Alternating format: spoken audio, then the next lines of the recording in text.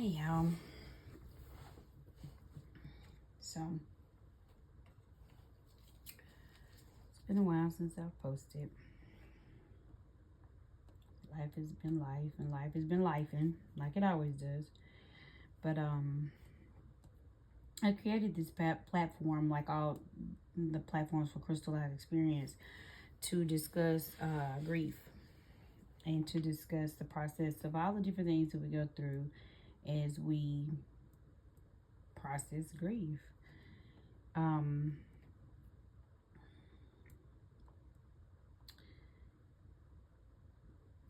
This would be year 6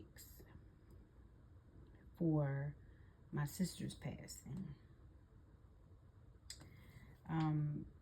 It's gotten to the point now where there's not really very many months in the year where there's not something to prepare yourself for, get yourself together for, be aware of, mind yourself around a date.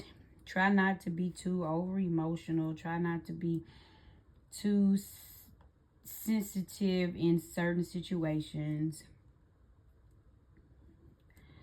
because at the end of the day, everybody got something going on. So why be overly sensitive to mine? Tomorrow, today, my sister went to the hospital, and it starts this downward slope of her health, which was extremely difficult. So I'm on a couple of different platforms, so I'm gonna kind of tell the story a little bit to those, for those who actually already know the story.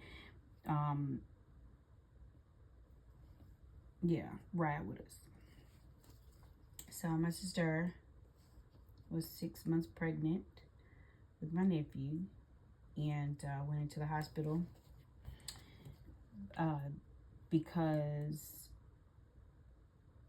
she wasn't feeling well. She was extremely tired, extremely swollen, and she had gone to the called her doctor's office multiple times, expressing to them that she wasn't feeling well. She went to the hospital. They kept her, only to find out that she had already began the stages of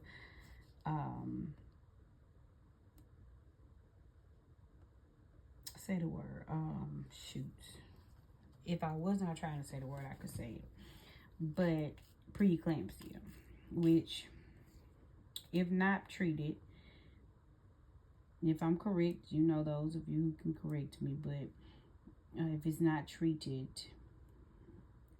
then you go into what's called the HELP syndrome, which then is in turn turned into DIC, which basically is your blood pressure is so high that now your blood vessel, not your blood pressure, blood platelets cannot, your organs cannot process properly. Correct, wrong, not, whatever.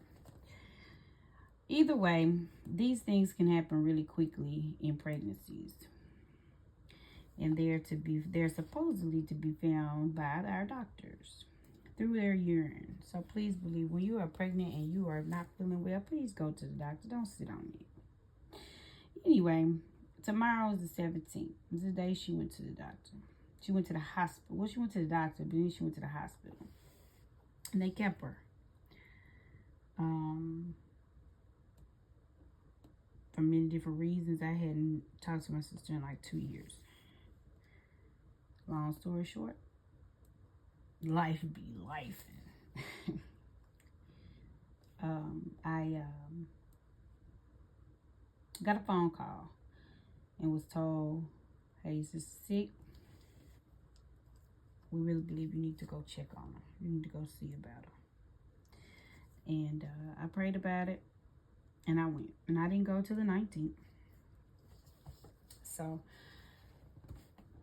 my journey on grieving starts really way before today, because that's another story. But this process of her passing started tomorrow. She went to the hospital and she never came out. In the hospital on May 17, 2019, and she never saw her house again. She stayed in the hospital. We went to see her on the 19th. On the 22nd, she her blood pressure spiked. She began to have complications, and they went ahead and delivered my nephew on the 22nd. On the 22nd, she was put into a forced coma to keep her keep her blood pressure down.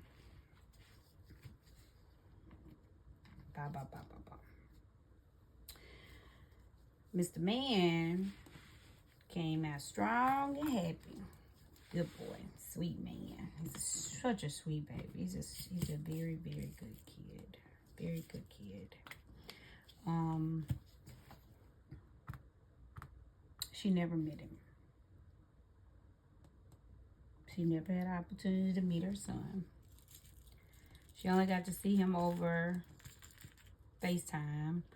Or no, actually the NICU cam. She got to see him over the NICU cam. We all had an opportunity to get onto the cam and get to see him and watch him as he was in the NICU. We were a very rambunctious bunch, because if there was any time that camera was not on, you want to talk about people who are calling the nurse's desk? Oh my God, I know we got on their nerves, honey. We got on their last nerves, but we didn't care. His mama was gone, so, his mama was sick, so we had to make sure that what she would have done, we did. So we made sure the person was well. We made sure he was good. We made sure they were doing everything. I went up every day. I was there from 22nd till the 27th. On the 27th, throughout this process, she had multiple things that went on. She had dialysis, vigorous dialysis. They tried to figure out what was going on. Over the years, I have found out so many things that I did not know, because there were times when I was not allowed to be in the room or a part of the process. So, from what I understand, her platelets kept dropping so low. I don't feel like dealing with the numbers of all of that, because I know I can't. I'm not gonna try to even play around with the truth about the numbers about platelets. But she platelets kept dropping, and we went around, and the community came together, and the family, the community, everybody came together to go and give blood, make sure that the blood banks had enough blood that was compatible for her and her platelets, and whatever it is that she needed, whatever the baby needed, whoever needed it, we made sure that if they were a compatible, they were a match. They went, even with all the fears that people have surrounding around giving blood. Everybody went. Well, anyway, long story short, that did not work. Platelets kept dropping. They said they needed to do a platelet transplant. So, she was off to, the doctors came in and said, we got to get her out of here, because there's nowhere here that can do it, so we got to get out of here. Sent her down to New Orleans. I've even found out more about that, about the helicopter ride. that there were some things that went on the helicopter ride where they had to stop over in Baton Rouge. And as they stopped over in Baton Rouge, there was some things that were done that were not. Anyway, they had to stop for gas in the helicopter. The medical helicopter had to stop for gas. The medical helicopter from Monroe had to stop for gas while they had my sister, my baby. See, our mother passed away when I was 20. So she was 7 years younger than me. So she was 13. So she was my baby. Well, she was my baby anyway because I was 7 when she got here. So she was like a baby doll to me. She ended up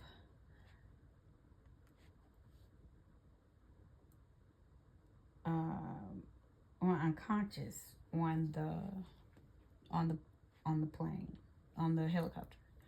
So by the time I made it to New Orleans, she was unconscious and basically waiting for us to make it. And we had no idea. My dad and I were in a vehicle heading to New Orleans, preparing to stay for 7 days. We were told that we had to do at least 5 to 7 days for a platelet transplant,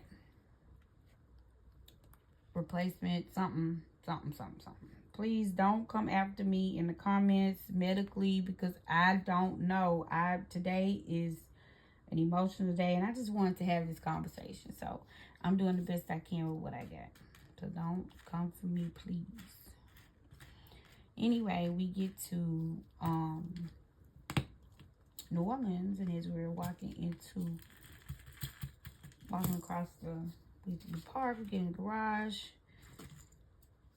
There's a lot of things that happened on our way there. We actually found out one of our other younger cousins passed away that day. The same day, we had a cousin pass away from a seizure at home. So, back at home, while we were on our way to check on her, our cousin passed of a seizure. So we got that phone call on our way down. We get there, we get another phone call that we needed to run in because she had coded 3 times. This was her 3rd time coding. We had not gotten any phone calls, any messages. We didn't know anything about this. Nobody had said anything. So we run in to pure chaos. Pure chaos. Pure chaos. Pure chaos.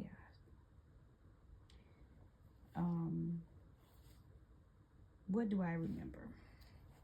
That day, I remember walking in and, well, no, actually we were running in and they already knew. The people at the desk already knew we were coming. I don't know. They must have told them. I don't know how I work at the hospital, but they knew that we should be walking through that door anytime, any moment. And so the ladies told us exactly where to go.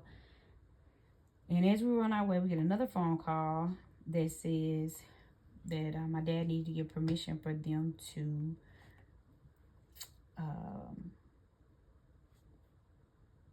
break her rib, be able to do CPR to the point of being able to break her ribs. And her, whatever. And they said, and I'm trying to tell him, Daddy say yes. Daddy say yes. He doesn't know what I'm saying because I'm telling them yes, and they said, well, they needed to hear it from my father. So he said yes. By the time we make it upstairs, there is a whole crew standing around my sister's bed. There are people working on her. She's literally, there's the shock carts. It's beeping. It's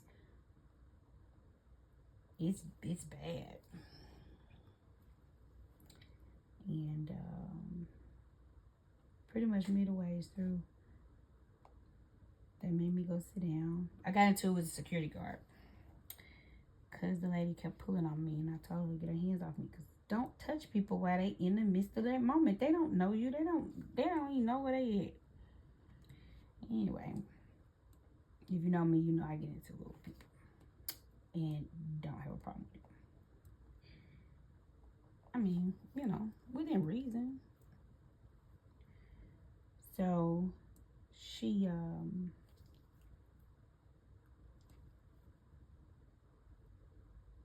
don't even remember how I got on the phone with my cousins. I don't remember when we got on the phone. I don't remember we ever got off the phone. I can't remember. But all I know is I hear somebody screaming in my ear. My cousin screaming in my ear because they didn't want me to get sick. And so I have cried. I'm on the floor. I'm screaming because I'm like, no, this is not happening. I felt it when I was in the elevator. When the lady asked my dad, she asked my dad. I already knew what we were dealing with. So I had already had a mini break in the elevator. So to get upstairs and for them to do and go as far and as hard as they went was tough for me. It was really tough for me.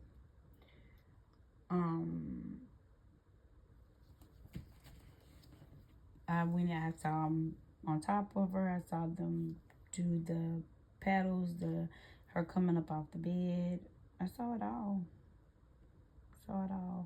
What do I remember? Her toenails. She had her feet done. They were French manicured, ma'am. Gorgeous, pretty. I'm one of those people. I remember very different things about people.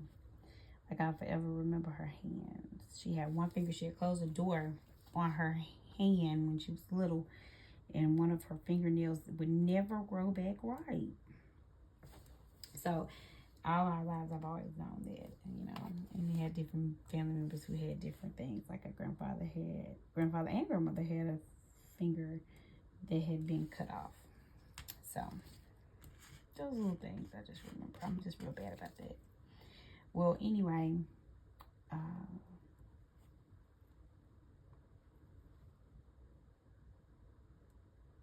they made me go sit down. When I go sit down, this nurse comes over. Very sweet woman. Today, I wish I could find her. I would tell her thank you. But she said something that will never. It's a part of my DNA now. She said, "Ma'am, I am so sorry for your loss. Would you like a lock of my patient's hair? I need to prepare my patient for the morgue." I said, "What? What did you say?" I understand that she has a baby and that, do you want her wristband and a lock of her hair? I said, "Why?" Now, mind you, I heard all the beep and stop. I watched some people come out their room. I did. I saw it all. I was right there. I paid attention. I was right there. I saw it. But until I went back in their room, and I knew once I looked over my aunt's shoulder, I had to get on it because I'm a baby now. I'm a big baby. I'm a scary cat. Now, hold on now. I can talk a lot of crap, but I'm scary. Scary at certain things. Some doggone snakes and dead people, baby. They take me out. Graves, dead people and snakes. Baby. No good. I leaned over my aunt's shoulder, and my aunt was just rubbing my sister's head and talking to her, telling her it was okay. And in my spirit, I just was not ready. Y'all, you ain't never ready. I don't care what nobody say, you're never ready.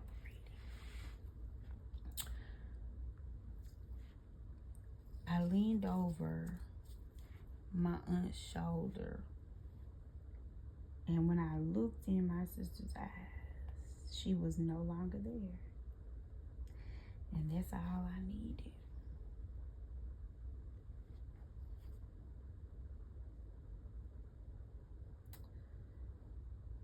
So tomorrow starts a journey that I took in 2019. And don't get to I'm not one of those that just, you can't get, you gotta move, I move on. I understand. I love hard. I love really hard.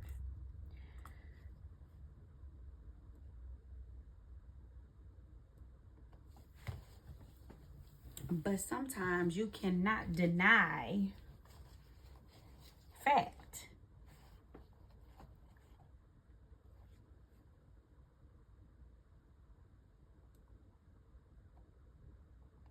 The fact is,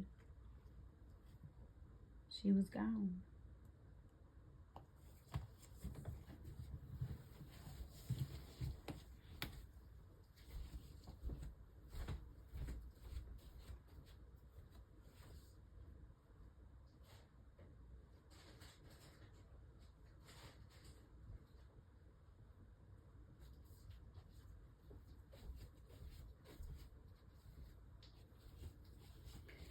Fact is, she was gone. She was gone. And her son no longer had a mother. We had just pulled into New Orleans, literally like at 7 something. And I got the parking garage. I still have all of this stuff, like, still. I have the little thing for the parking garage. And